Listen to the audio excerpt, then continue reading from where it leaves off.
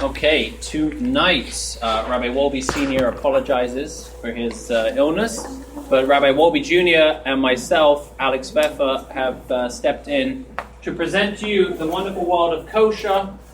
Tonight's event was sponsored by Belden Supermarket, who donated all the wonderful food and beverages.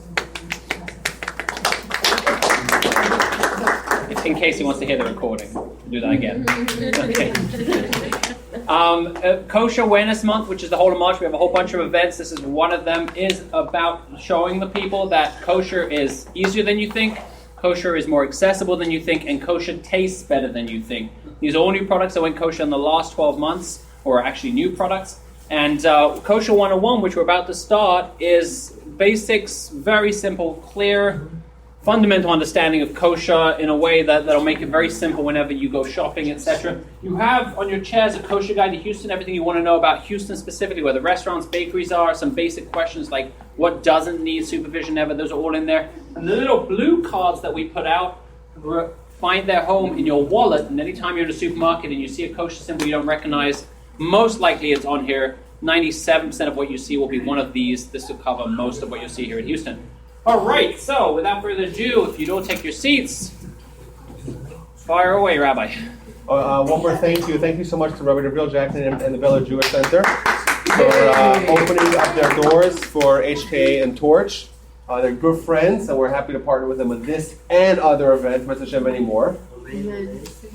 So the presentation, Kosher 101, is what it sounds like. It's a presentation that's going to try to encapsulate everything that there is about kosher in about 20 to 30 minutes. Obviously, I know people that studied elements of kosher for years and years in yeshiva. There's a lot of details that we're going to be omitting because we want to cover the entire scope of the vast topic that is kosher. And the goal of the presentation is to simplify and perhaps also demystify something that we all are familiar with. Every Jew knows the idea of kosher. Jews don't eat pigs, or we don't have cheeseburgers in the Jewish diet. But the details and the core principles of what it means, what food is kosher, how is it determined what's kosher, and how does a kosher consumer go about selecting and sourcing foods that comply with the kosher laws, that is what we try to assemble here in a brief, simple, and succinct presentation. So, for a lot of you, I look around, I'm sure a lot of people you know are observant or semi-observant or to some degree in kosher, and you may not find the presentation that informative, but even for those that are observant to kosher and know the kosher laws, it's still good to hear a review a little bit. Once a year, we try to do this effort of just reinforcing the ideas of kosher and having it a part of what we're thinking in our consciousness. And that's what we do every month. Every March we do the Kosher Awareness Month, and now it's March, and let's get started. Okay, so let's start first of all with what it means to be kosher. For the sakes of our discussion, we're talking about kosher with regards to what the Torah tells us, the laws of what Jews can and cannot eat. The Torah is replete, full of mitzvos, commandments, instructions, and it governs many, many aspects of our lives as Jews. And one thing that's discussed in several places in the Torah are the laws of what Jews can and cannot consume. And these kosher principles that we have today are the same ones that originated in the Torah and the written Torah and the oral Torah.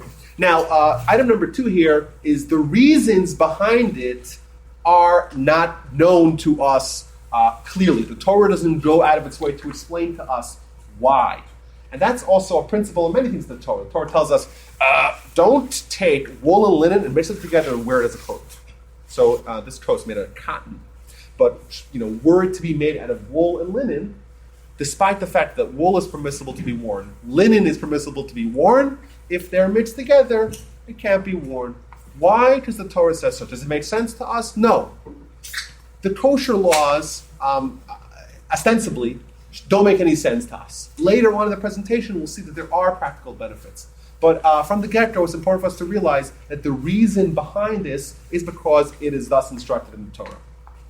And lastly, the third point, which we'll hammer home today, is that the principles of the kosher while they come or the immutable principles of the kosher that originate in the Torah, today are very important because the food that we eat today is very different than the food our great-grandparents ate in the shtetl. Why is that? Because they ate what they grew. Most of the stuff that we eat, look in the back, nothing there was grown. Most of the stuff that we eat today is manufactured, it's processed. Thus, there is lots of ingredients that go mixed together. There's factories, and therefore the production of food is so complex that makes the kosher industry that we have today indispensable for us if we don't want to starve. If you didn't have the kosher industry today, you wouldn't be able to observe the kosher laws and eat, which is something that we all need to do. Okay, Alex, you have anything to add there? No, I thought this was about halal. I apologize. Halal, okay.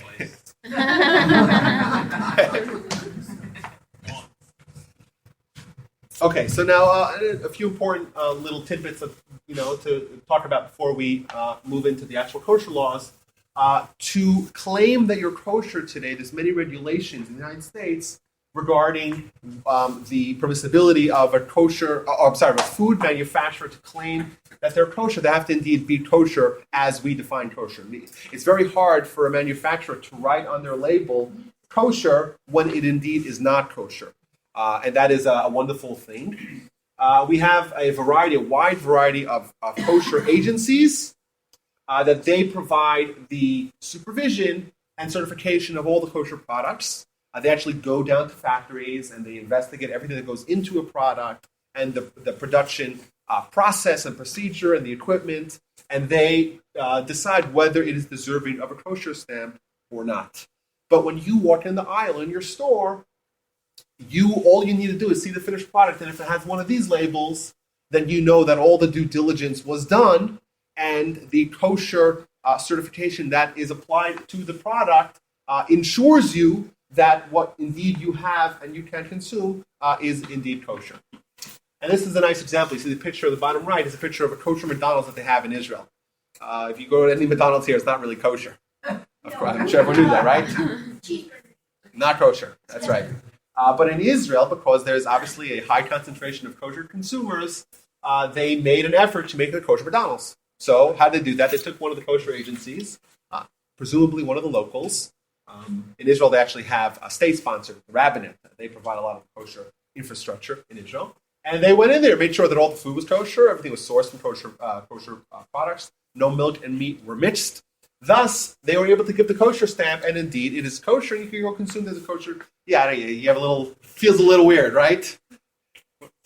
Yes, it might seem a little bit out of place, for the rabbi to go with his tzitzis and beard into the McDonald's, but it is kosher indeed. And this should provide enough of a warning for us to assume that we can indeed read the labels and find out if it's kosher. I didn't count these, but this looks like, I don't know, what would you say, guys? 50 different ingredients? Alex, do we know what food item this is? No. This is some food item, but It looks like Skittles. looks like Skittles. Oh, wait. Yeah, it Baking does. flour, I don't know, like crackers. Cereal or crackers. Yeah, This is some crackers, food, yeah. and Yellow blue. This is the Sani water. It's the Sani. It's got sugar and glucose, Yeah. so it's sweet. Oh, yeah. yeah, and this, It's got like 7 different colorings. yes, So, there's I think there's probably more than one reason. something that McDonald's sells. Well, what about, doesn't that gelatin make it not kosher? Yes, well, the gelatin, So the red 40 is made from bugs. there's two red 40s. One over there, one over there. So there was a lot of bugs that died to make this product. May they rest in peace. And additionally, if you look over here, you'll see natural and artificial flavor, which literally opens up the door to every single possible ingredient on the planet, both natural and artificial. So this is an example of why today, as consumers, we approach products that are already finished and in the package. We have literally no idea what goes in there. Absolutely no clue. And therefore, if we want to consume it, we have to have kosher agencies that will investigate and inspect and ensure that the kosher certification is applied only if the product is indeed kosher 100%. Why do we need kosher agencies? So you look at the picture on the bottom left. You can see on the guy's shirt sleeve. This is in the White House, and for whatever reason, I guess they had some sort of Jewish function, and they came and they went and they koshered the kitchen. The White Obama House. heard about Purim, and then he wanted a Purim service. Did This he is invite Netanyahu to it? True story. Really? the Maccabees were singing. So this is an example of what kosher agencies do. It's not just about supervising the food production, but it is koshering, making kitchens kosher, even temporarily. We made a torch. We had a annual dinner in the Western Galleria, and we made the kitchen there kosher. The HK comes in, and it takes 3-4 hours. We actually do about 6 events a month. I'm the executive director of the Kosher. I'm not the rabbi. And we do about 6 events a month between hotels and caterers. We work with 7 hotels and more than a dozen caterers. And every time they do a kosher event, except for a couple of them, we have to come in and kosherize the kitchen. And it takes generally between 2 and 6 hours. And everyone expects it. It's no hassle, and the hotels are used to it.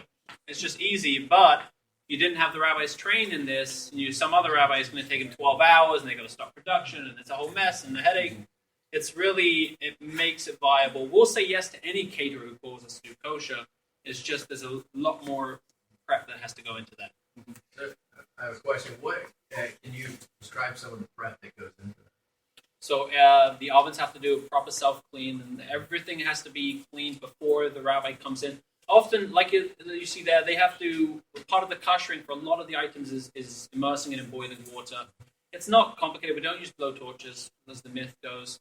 It just, super, super clean, and then we go through the koshering process. Different equipment goes through different things. So today, we actually kosherized the Whole Foods in Bel Air. We're going to be doing the guacamole, the salsa, the fruit blends, the fruit juices, the smoothies, the fresh cut fruit salads and fresh cut vegetable salads, certain ones with certain buggy vegetables. And that's all going to be, from now on, kosher certified at the Whole Foods in Bel Air once we start later in the week. So there was a guy there, and I saw him today. He was there for 4 hours outside. There was a big sign that Whole Foods put out. What is this man doing? Koshering our kitchen equipment so we can service more of our customers. So is the self-cleaning thing on a normal oven which superheats it enough to kosher it? So certain ovens, and the rabbi would tell you, a lot of people... and it also has to be clean. Yeah, to get rid of any... But yeah, you put it on a 500 degrees or whatever. And Well, it's it's not more than 500 Yeah, degrees. It's the cost of a yeah, city that turn over burns the kitchens. And Yeah, we yeah, have that a burns guy who everything does away. a dozen houses in Houston. They do it for an hour or even- It's good to go. They do, they have to kosher, like, even individuals. Like, I remember that they used to take the oven, and it was a dairy oven, and you convert it to a meat oven. All you got to do is kosher the oven in the in-between. One service that we have at the Houston Kosher is anybody who's going from a non-kosher kitchen to convert their kitchen kosher will come in and send the staff and take care of that all, and no charge. But that doesn't apply if you're moving from an apartment to a house. We're not just going to come in and do that conveniently for you. All right. Well, what else do we need kosher agencies for? So like we said, Everything on there. you can't read the ingredients yourself. The companies don't put all the ingredients in there. And number 3 is very important. The rabbis are trained. The rabbis that do this, not me, but other rabbis are trained. Oh, look at that, a little bug there. That's not kosher. It's a live demonstration of non-kosher animals. Rabbis are trained in food sciences and chemical engineering. There are highly complex production methods that are used in modern-day food production. You have to deconstruct that to determine whether or not it's kosher or not. Number 4 is very important. There is an incentive, a monetary, economic incentive for a company, a food production company, to be considered kosher. We had an example here in Houston whereby an employee at a large facility wanted to use a dairy ingredient to bake a par product. And he was scratching off the little D that stands for dairy next to the OU certification on the package so that when the rabbi visited, he wouldn't realize it was a dairy ingredient. But the rabbi visited and he saw, because he remembered the product at another facility was dairy, so he knew. And then he looked at it, and then the same day, the 3 of us met with the manager/owner, and that employee was not there the next day. We told them, we're not telling you to fire the employee, but you have a choice. You can keep the certification. Or the employee, it's up to you. So And there's they kept an the incentive certification. because you open your door to, across the street there's a new restaurant, Genesis Steakhouse, and it's full every time I'm there. It's full, and it's and it's especially appealing because it's a kosher steakhouse. So there's an incentive, and I'm not saying it's an fish I eat there all the time, but there's an incentive to open your door to all the kosher consumers. But if that means maybe more expensive meat, maybe you'll have to be a little bit more fastidious about what ingredients you can and cannot use. Therefore, there is there's a very important need to make sure that there's some third party that is ensuring that everything is indeed kosher. Okay, so that's why we need kosher agencies. So what is kosher? So kosher foods are going to fall into one of three groups. Either something which is always kosher, no matter what. You can't mess it up. Well, you could mess it up if you mix it with bacon, but you can't mess it. It is kosher. You don't have to think twice about it. There are foods that are never kosher, and then there's the third category, the gray area, where it could be kosher, could be not kosher. It depends what you do with it. So let's dig into this. Item number 1. These are the things that are always kosher. What is that? I don't see the common denominator of all these items above. Right. They're all natural. They're not and natural and not further processed. Something grows from the ground. Go ahead. Okay, I just have a question about this because it's a little confusing. What about produce that is genetically altered? For example, Corn is genetic. I mean, we have corn now that's genetically altered. I don't think that's a problem. That's not a problem, right? I don't know. I've heard different. But what they inject, like what they. Well, they use this Roundup Ready. Like, Genetic. yeah, it's genetically altered. But I think it would still fall under the category of being produce, and it's not processed post it being grown. I don't think it's a They problem. don't put anything. They put pesticides and all that stuff on top of it, but that's not. That's not the food. The food's the corn. Well, the pesticide's actually ingrained in it now. Well, either way, that's not what you're eating. You're not eating the chemicals. Okay, well, that was my. I mean. Well, either way, the principle that we want to derive here from the slide is that when something is natural, it grows from the ground. It is produce, and it's not processed in any way. It can be fruit, vegetable, legumes, or whatever, and it is kosher. So our orange juice is a great example. So an orange juice that was squeezed, that's not considered a process that would mandate it having kosher supervision. What about, I see on there like some grains. What about would you consider something processed like flour? Or is plain flour? I think they put kosher certifications on flours. Flour doesn't need certification. On flour, I know that the flour does have kosher certification. Some do, some don't, but it's not. It's brown. It's kind of like spices as well. Doesn't need. We said all spices don't need. Grains, beans, plain spices that are not in a mix. If you buy ground cumin, it's fine. It doesn't need certification. Once they combine spices like a Montreal steak seasoning, there's an anti-caking agent that allows you to pour it out. That it doesn't all come together. And that's often not a kosher ingredient. Right, but if it's not, nothing is done to it. It's just ground up. That's no problem. Okay, so that's the easiest thing. These things are never kosher. The Torah outlines for us different animals that we cannot consume. But not only that, we cannot consume any derivatives of these non-kosher animals. So if you have, for example, the pig, you can't consume its milk. Or you have some birds, you can't consume their eggs. So all these animals, and we'll get to the different categories of non-kosher animals, but all these animals that are not kosher, we cannot consume them. We cannot consume any of the derivatives that are derived from them, be them milk or oil or eggs or whatnot. And this is kosher when supervised. Everything else, kosher animals. We'll get to what constitutes kosher animal. But kosher animals, they're kosher, but they have to be processed in a kosher manner. So you have the kosher meat over there. It's kosher, provided that it was processed in a kosher way and supervised by a kosher authority. All these examples of breads, and who knows what could go into bread. You see the bread, you think it's just flour and water, but indeed there's lots of other things in there.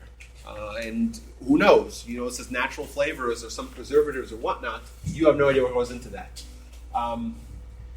Starbucks is a controversial topic because none of the Starbucks actually have kosher supervision. We have the Starbucks over here at Meyerland. There's a whole list. If you look at the side, there's a list of drinks that are recommended by the HTA. But only because we put it in that Starbucks some checks and balances. They don't have the issue that most Starbucks have. We don't actually supervise the store, and they don't do anything, but they do have the checks and balances. And Rabbi does visit. But they're not officially supervised. Is that right? Because they have a lot of non-kosher in there. So. Right. So that would be an example of where there's certain guidelines. But I think that the certain national kosher certification agencies, they say, hey, if you're just drinking the brewed coffee, it shouldn't be a problem. Certain lattes are recommended or not.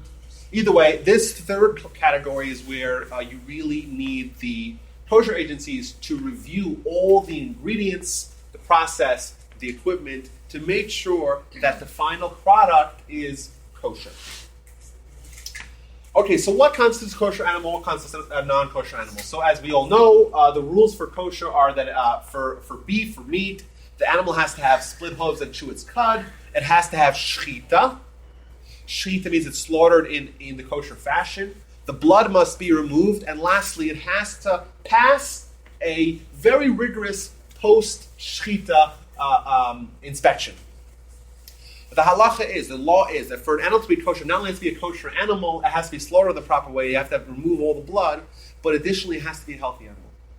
If the animal was not healthy, it had any punctures or holes in any of the internal organs, if it had lesions, if it had injuries, cancers to its internal organs, then it would not be kosher.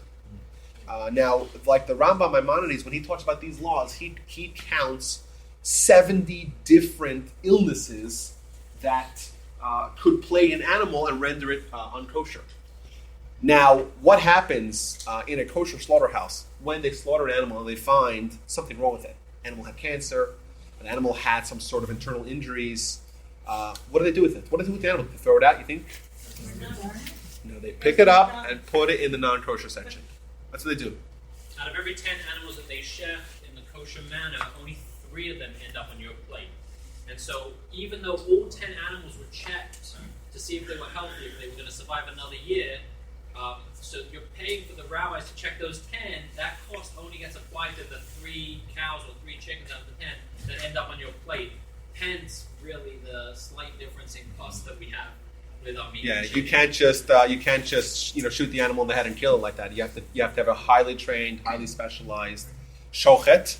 They have to slaughter it, and they have to do the post-examination, etc. And all those details are very costly. But the benefit, the fringe benefit, like we'll get to in a second, the fringe benefit is that you know that the animal that you're consuming was healthy. You know that for sure. I thought glatt meant that the extra was... Yes, so this one gets a little bit more detailed. Glatt means smooth. So glatt kosher, we've all ever heard the term glatt kosher? Glatt kosher means smooth. If someone writes on a pizza store that it's glatt kosher, then they're full of nonsense. Because pizza can't be glatt kosher. It's only for meat. That means, because there are certain debates as to how smooth the animal has to be, how smooth the internal organs have to be for it to be kosher. So glatt is a higher standard. So glatt kosher means that they're following the most rigorous and stringent standards in applying the laws of treifa to the post shchita inspection of the animals. That's what it means. Okay, so that's meat. Fish does not need to be slaughtered in a kosher manner, but the fish has to have fins and scales. I don't like fish, but from what I understand, there's lots of different options for kosher fish. And lastly, poultry. The Torah doesn't give us a criteria for what renders a poultry, a bird, kosher or not. But what it does tell us, it names us all the birds that are kosher and the ones that are not kosher. And we can deduce that any bird that's a bird of prey is not kosher, but any one that's not, it is kosher. Then it too needs to have shchita and removal of blood. So here's some examples of kosher animals. There's this misconception that giraffes are not kosher. I used to always hear that giraffes aren't kosher because you don't know where to slaughter them. Anyone ever heard that? Yes. It might be like a northeast kind of thing. You've heard that? Yeah. A giraffe is not kosher because we don't know where to slaughter, which is actually nonsense because there's about 6 feet of kosher area to slaughter. It has more than any other animal, a very, very large area where you can slaughter it. But the reason why we don't eat giraffe meat, we can't find any of that in any of the kosher supermarkets in Houston, Or non-kosher. or non-kosher, I guess, is because it's very expensive. And from what we've heard, it's probably endangered as well. It's illegal. Yes, it's illegal, and it's actually not all that good from what we heard. It's kind of like the meat's very tough. But pretty much anything that you want to eat, with the exception of obviously pork, you're going to have a kosher variety of it. Buffalo bison was actually somewhat of a little controversy, but it's a kosher animal. There was, about 10 years ago, there was a controversy in Israel because they were importing a lot of meat from Argentina, and the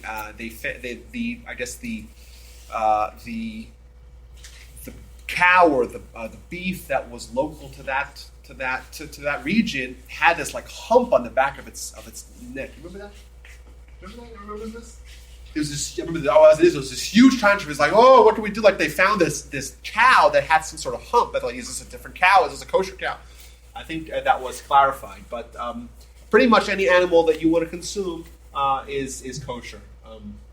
Different deer are kosher. I don't think we have any kosher deer. Has anyone ever? Do we have that, Alex, anywhere? Has anyone ever had it? So, I mean, this is like a stupid question, but I assume there's obviously no manner of hunting that's okay then because you can't kill it the correct way. I mean, if I wanted kosher venison and I wanted to go, let's just say, get it from the wild, I would have to trap it deer and then bring it to a butcher. Yeah, trap it. You know, it's interesting. The one of the 39 prohibited acts on Shabbat is trapping, because as we all know, the 39 activities that are prohibited on Shabbat mirror the activities that were needed to build a temple. So one of the things they needed to build a temple is to write scrolls, or to get hide. So to trap an animal on Shabbat is prohibited because that's how they used to capture these animals, because they had to slaughter them when they were intact. They couldn't just shoot an arrow through them. So yes, unless you're able to trap it, or I guess theoretically you could hunt it, provided that you're not going to break any bones or injure it in any significant way, which doesn't seem that plausible. So yes, if you want to consume what you eat, if you want to consume what you hunt and kill yourself, well, killing yourself, you might have to outsource that as well, but you'll need to trap it. That's right. Okay, let's move on here. Here's an example of kosher fish. Who wants to identify some of the fish in the bottom? Anyone? There's a trout there, excellent. There's some salmon on top. Tuna, as we know. The middle top. That's right. It says on it. On the top. Is that gefilte? Is that a freshly filleted gefilte? That's what it looks like to me. I think there's a herring there on the bottom. Salmon on the top right. Either way, there seems to be a lot of kosher options for that. And here's some examples of kosher birds. Obviously, we have many birds that we're familiar. We have the geese, duck, turkey, chicken, etc. Yeah, surprised too. Yeah, what did we say about pigeons? We said we didn't find no kosher pigeons, right? Yeah, there's pigeon jerky in England. Pigeon We jerky have so English. many pigeons in England, we make pigeon jerky. That's not a true story. I wish it was. Just playing for time. Okay, so other kosher laws. Well, let's give a quick recap here. What we said is like this: for something to be not kosher, it has to fall into one of two categories. Either it is a non-kosher animal or a derivative of a non-kosher animal, or it's something that was kosher but that was either not processed properly or mixed with something that was not kosher as well. It kind of simplifies it. It's not so many details. There are animals that the Torah tells us are not kosher. We just saw the three classifications of different animals and how they're rendered kosher or non-kosher. You can't consume them, nor their derivatives, nor anything that they're put into. So like little beetles, like we said, are not kosher. Bugs and beetles, most of them are not kosher. And if they're crushed and put into some food, that's not kosher either, obviously. Or it can be processed in a way that's not kosher, where it's mixed with other ingredients, or meat that wasn't processed in a kosher fashion. Seems pretty simple. A few additional kosher laws, as we all know, there's the prohibition of consuming dairy and meat together. There's also a prohibition of cooking meat and dairy together. And lastly, it's not on the list here, but there's a prohibition of benefiting from meat and dairy that was consumed. So there was a question once posed: someone allowed to own McDonald's stock? Theoretically, you're benefiting from all those cheeseburgers. That's a question that was asked. I don't know what the answer was, but that's theoretically a problem. Now, where does this come from? Just as a quick aside, the Torah says 3 times, don't cook a kid in its mother's milk. Familiar with that? We had a few weeks ago in the parsha. 3 times it says that. The rabbis tell us, the Rebbe have to say 3 times. 1, don't cook it. 2, don't consume it. 3, do not benefit from it. Therefore, a kosher kitchen will have separate pots, 1 for meat, 1 for dairy, separate sinks, cutlery, dishes, dishwashers, countertops, and utensils.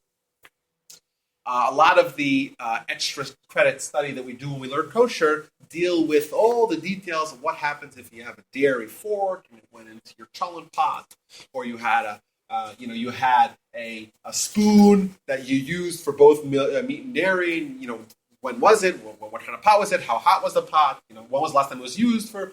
I used a dairy pot for meat. Well, when was the last time it was used for dairy?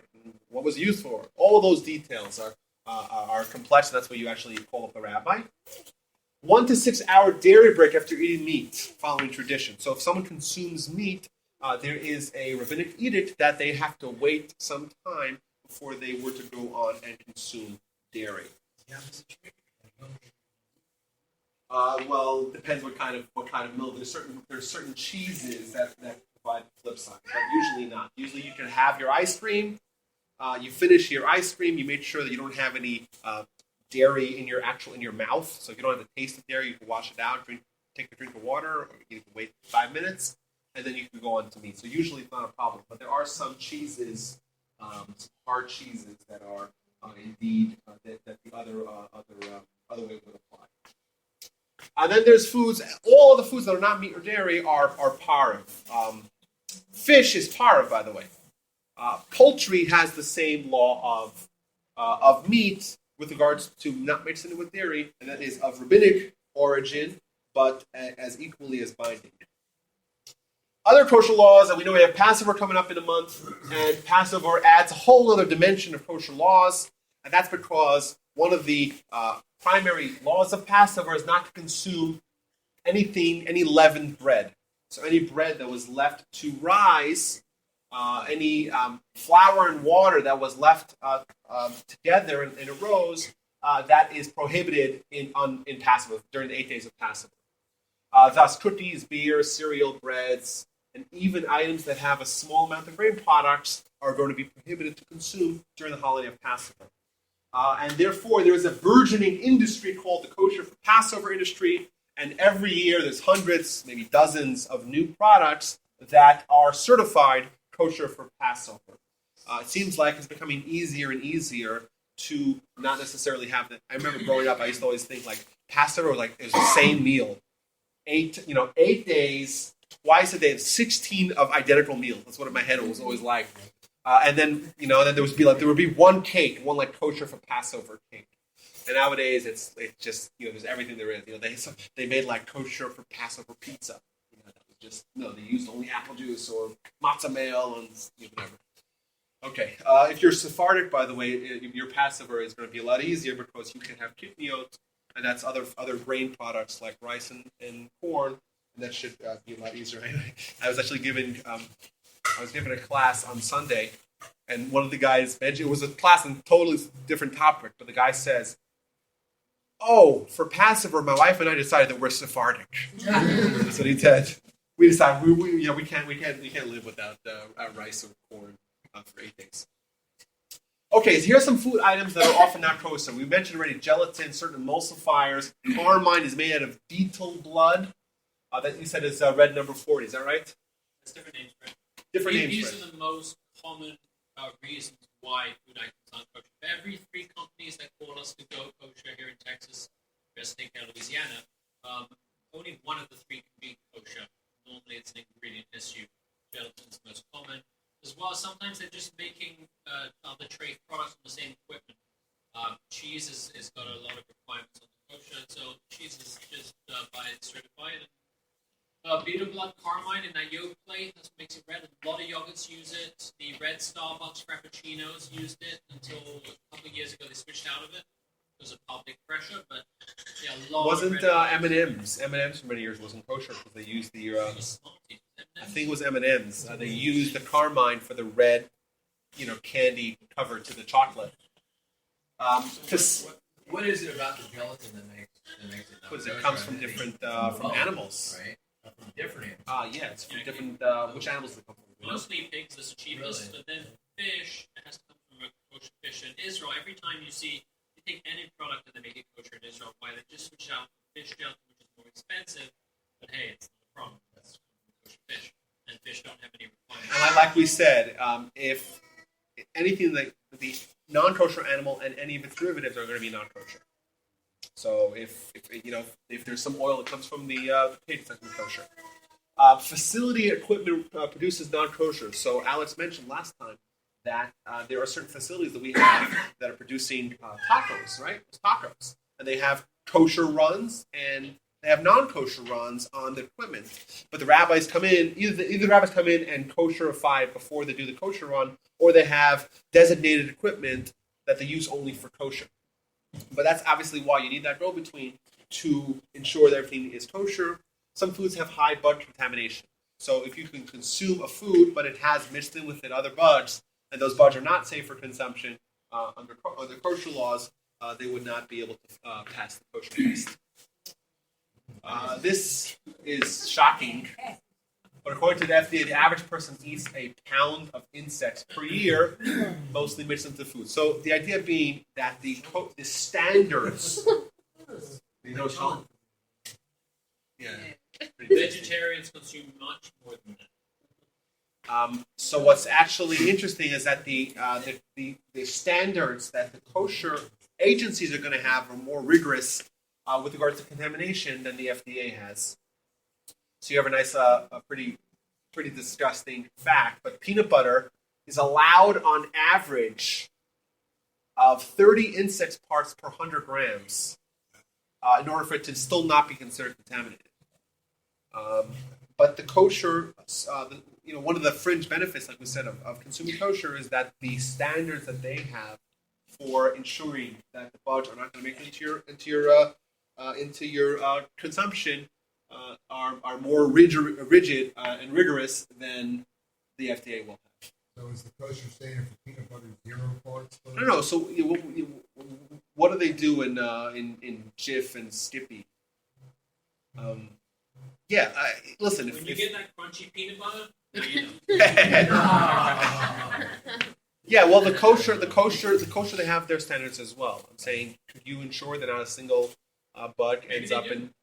Maybe they do, but they have 0 parts, or if they. No, I'm sure it's. I know with honey companies, when you kosher certify a honey company, which we went into 3 of them already, you filter out all the bees and the wasp legs. That's what happens when they get the honey out of the comb. It's a lot of parts that come with it. We just make sure the filter is good enough. Yeah. Okay. Here's some other. According to the laws of conscience, bugs are absolutely forbidden. Eating the insect violates more Torah prohibitions than eating ham. So we always look at ham or pig as being like the paragon, the archetype of the non-kosher, while consuming a tiny little microscopic bug. Well, not microscopic. That's a whole debate on its own. In Brooklyn, there was this brouhaha about 10 years ago about the water. They found these microscopic little animals, in the water itself. You couldn't taste them, couldn't see them unless you were using a microscope. So the question arose: do you have to filter out these tiny microscopic insects when you can't actually see them? Is it considered a halachic problem when it's so small that you just can't see with the naked eye? But I remember, like, a lot of people, they buy the filters. Some Jewish filter company made a lot of money off that. They sold these filters that just plug. Jews do well with filters, right? Okay, so here's some more information that's kind of scary. Asparagus, as long as they're infested, 10% or more of the stalks are infested with 6 or more insects. Pretty crazy. Okay, so this should. Everything. Well, and there's also another important thing for bringing that up. Even if you have something that has kosher certification, it may be contingent on you doing inspections. Like lettuce, there's no way unless it is, it was grown in a hermetically sealed environment, there's no way for it not to have any bugs or not have the risk of any bugs. Thus, even if you buy kosher lettuce, you should follow the processes of cleaning it or inspecting it to make sure that it doesn't have bugs. So there's such a high likelihood of it being contaminated that even if it is kosher, you should do those inspections to ensure. I know my wife, when she checks the lettuce, she finds bugs in it all the time. We actually have Strawberries are another example. Very high contamination rates. we have two companies here in Houston which we kosher certify. They pre-cut veg and fruit, and one of them tried 3 times to do a romaine lettuce run good enough where there was 0 bug contamination that they could put a certification on it, and they couldn't get it. And they triple washed it with this giant tumblers. It's incredibly hard. When I was living in Israel, there was this one rabbi that was called the bug rabbi, because that was his expertise. It was like all the different food items and how to inspect it. And there used to be a line that he used to say, allegedly, he used to say, "I made a pact with the bugs. I'm not going to eat them now, and they won't eat me after I'm interred and I'm buried." This guy, he wrote all the books, he gives all the seminars how to ensure that you remove the contamination. Here's some examples of what these things look like to just freak you out. Alex said last time that the thrips on the left are the most common.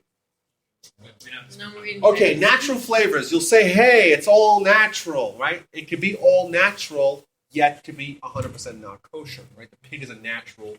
It wasn't produced in a lab, but it's still not kosher. Bugs are natural. Bugs are very natural.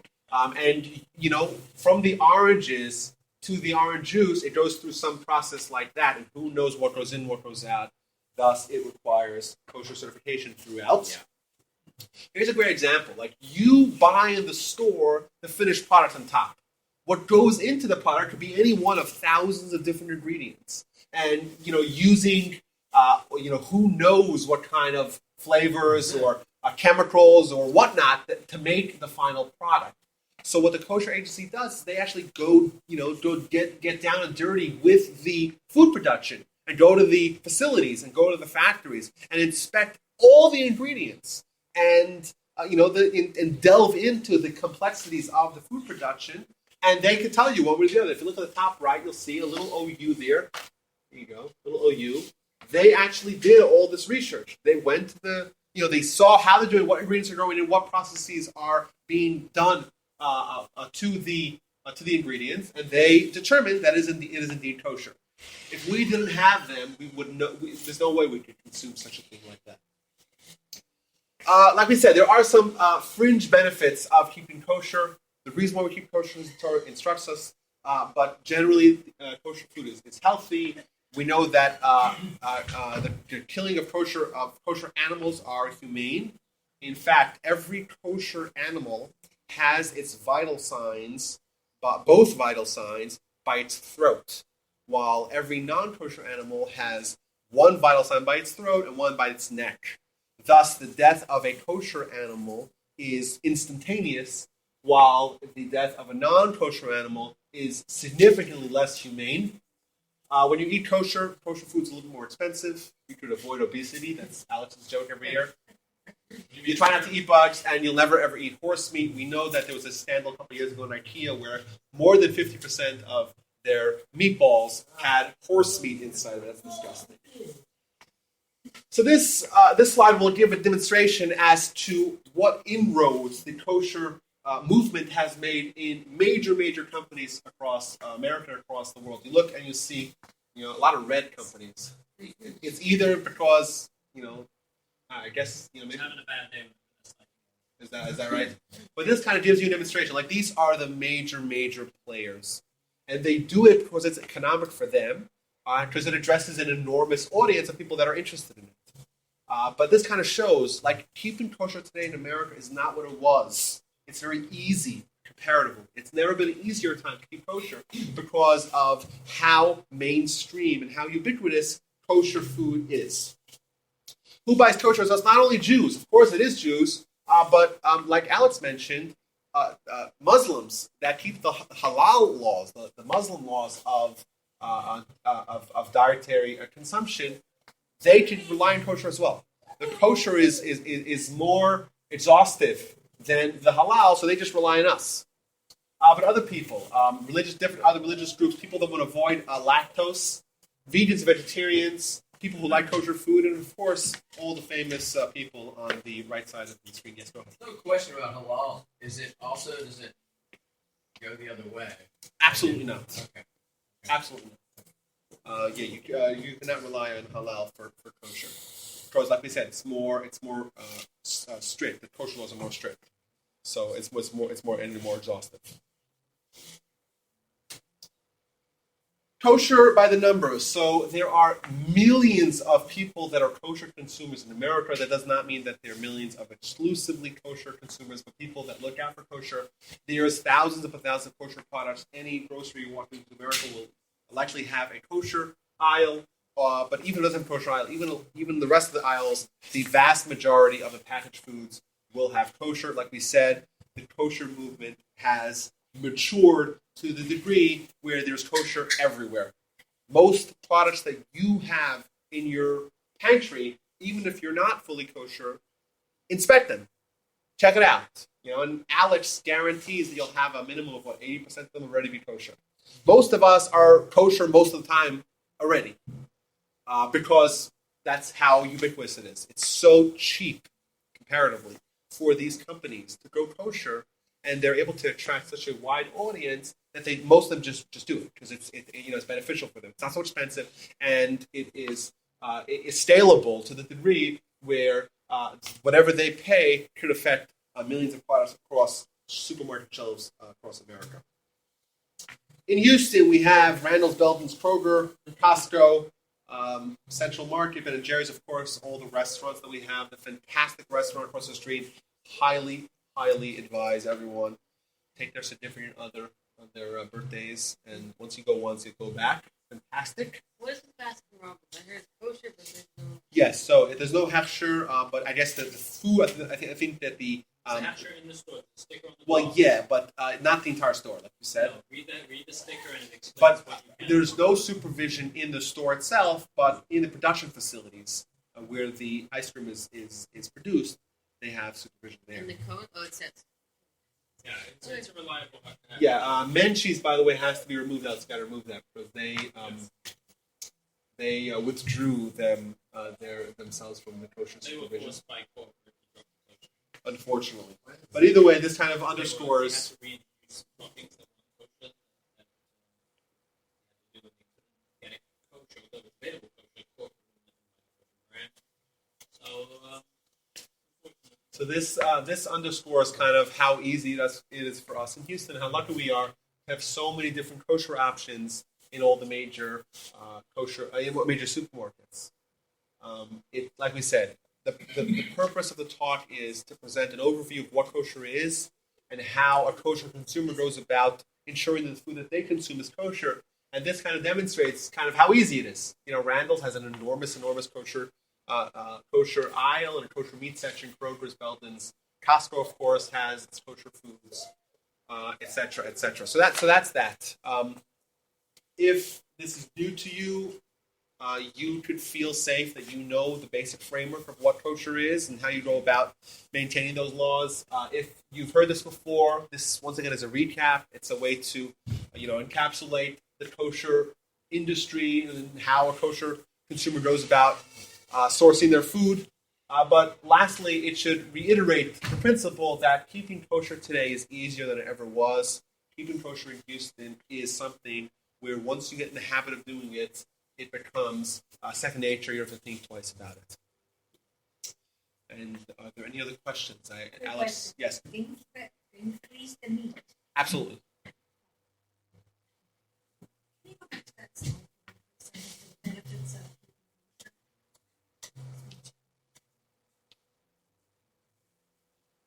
Which one of them seems dubious?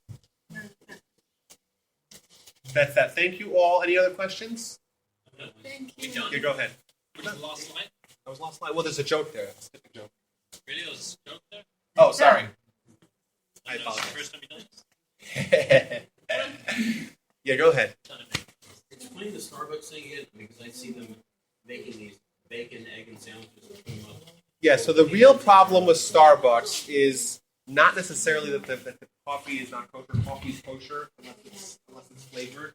Right. The problem is when they're going to clean or clean the equipment. So they just put them all into one I guess, like dishwasher, where the kosher and the non-kosher, or the pesha kosher and the non-kosher, mix, thus rendering the equipment non-kosher. So kosher food that's produced in a non-kosher environment or using non-kosher dishes will adopt the status of the equipment used. Here's some examples of common acceptable kosher symbols. On the top left, you'll see the OU, which is the biggest across America. Yeah, thank you. And then we see next to that is the HKA. They do all the local stuff, all the local restaurants. I apologize, I'm going to walk through this again. Sorry. All the local restaurants have the HKA symbol. Other things you'll see, basically, this will cover almost everything They that left you that need. one very important BKA, Bellar Kosher Association. And you have those cards if you'd like to take the cards with you to have it as a handy guide for comparing it with the symbols you'll see on kosher on the foods. Oh, here we go. Take the kosher pantry challenge.